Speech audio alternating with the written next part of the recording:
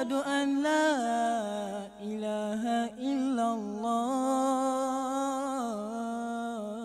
أشهد أن لا بسم الله الرحمن الرحيم الحمد لله رب العالمين والصلاة والسلام على المبعوث رحمة للعالمين محمد الأمين وعلى آله وصحبه أجمعين ومن تبعهم بإحسان ودعا بدعوتهم إلى يوم الدين رب اشرح لي صدري ويسر لي أمري واحلل عقدة من لساني يفقه قولي. Assalamu alaikum wa rahmatullahi wa barakatuh. Je voudrais commencer par rendre grâce à notre Seigneur Allah subhanahu wa ta'ala et prier sur le prophète Mohammed alayhi salatu wa salam wa ala alihi. Ensuite, souhaiter un ramadan de piété et de vertu à toute la communauté musulmane dans le monde entier. À travers ce premier thème relatif aux étapes de la prescription obligatoire du jeûne du mois de Ramadan, je voudrais juste dire que c'est important de savoir que le prophète et les musulmans, à l'époque de la Mecque, avant l'Hégire, donc environ pendant 13 ans, pratiquaient un jeûne non obligatoire de 3 jours en ce temps, comme je viens de le dire. La prescription obligatoire du jeûne de Ramadan va intervenir à la 2e année de l'Hégire, au temps de l'installation des musulmans à Médine. On peut déjà se dire qu'est-ce qui explique que, par exemple, la prière soit rendue obligatoire au temps de la Mecque sans que le jeûne ne le soit. Une première réflexion peut nous conduire à penser que c'est parce que le jeûne est associé à un certain nombre de règles, de comportements, de pratiques qu'il était très difficile pour les musulmans d'accomplir au temps de la Mecque, devant l'hostilité, devant le manque de moyens, devant l'ambiance générale qui pouvait freiner l'accomplissement correct et serein du jeûne du mois de Ramadan. Mais on peut continuer à réfléchir sur cette sagesse qui a voulu que le jeûne de Ramadan ne soit obligatoire que à l'époque de Médine.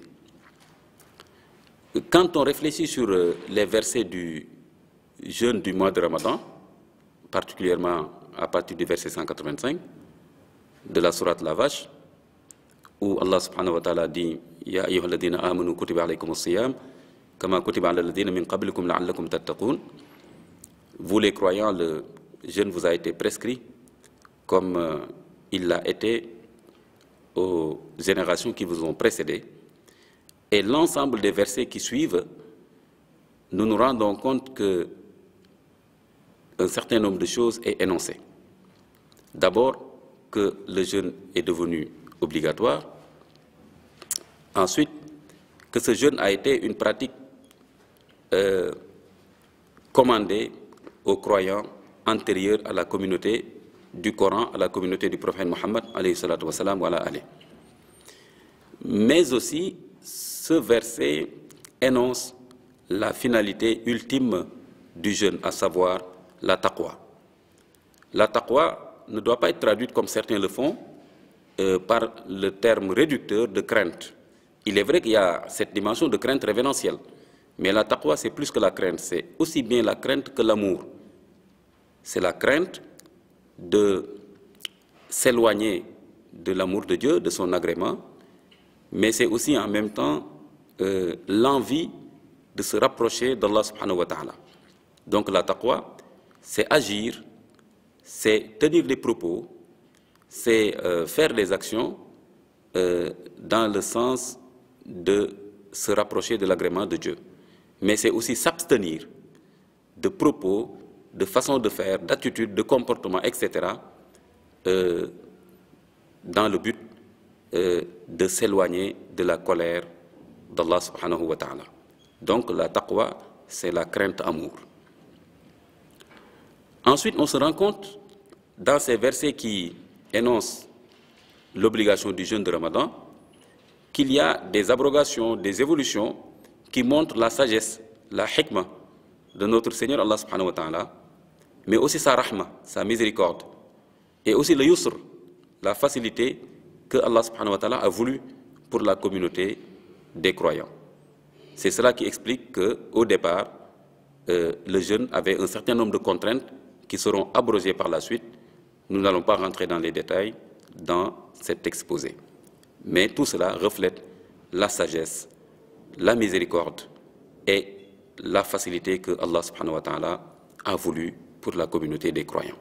Donc, il faut jeûner pour bien vivre et non pas jeûner pour mourir, car tout ce qui devrait conduire le croyant à faire face à des contraintes insurmontables, en face de cela, lui sont proposées des compensations.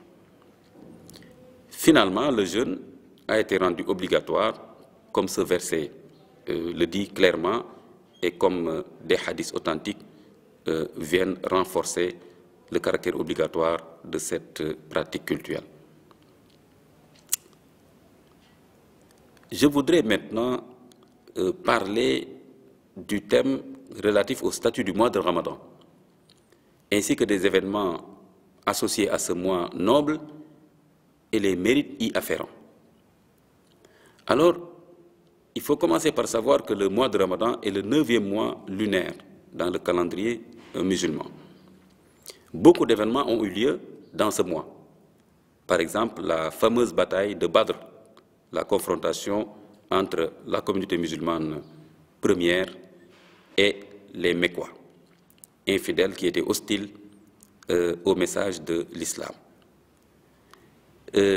Dans la même veine, la conquête de la Mecque, ce qu'on a appelé Fathu Makkah, la prise de pouvoir au niveau de la Mecque, se fera en plein mois de Ramadan. C'est aussi dans le mois de Ramadan que le Coran a été révélé en 2 étapes. Une étape céleste, donc le Coran quittant la maison fréquentée, Baytul Ma'mour, la maison fréquentée par les anges, pour descendre au niveau du ciel le plus bas. Et la phase terrestre historique, c'est le fait que le Coran soit descendu, porté par Djibril au prophète Mohammed par fragments durant un temps historique d'environ 23 ans. Alors, le mois de Ramadan est le mois dans lequel nous devons nous abstenir de tout ce qui est contraire à la pratique du jeûne.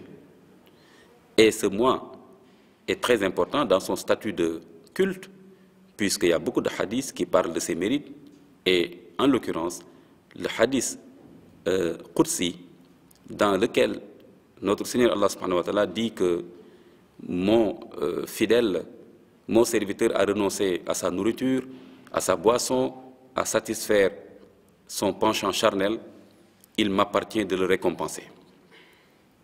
Et cette récompense va dépasser la récompense qui était connue dans beaucoup de versets ou des hadiths, de 1 à 700.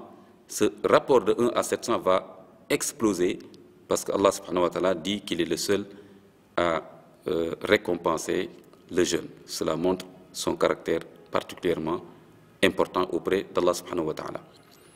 C'est aussi le jeûne, je veux dire, de mois de Ramadan, c'est une pratique très importante parce que le jeûne sera un intercesseur pour le jeûneur, ainsi que le Coran, comme le stipule le hadith qui dit que le jour du jugement dernier, le jeûne et le Coran diront à Allah subhanahu wa ta'ala, pour ce qui est du jeûne, je l'ai empêché, c'est-à-dire le jeûneur, je l'ai empêché de manger, de boire, de satisfaire ses plaisirs charnels.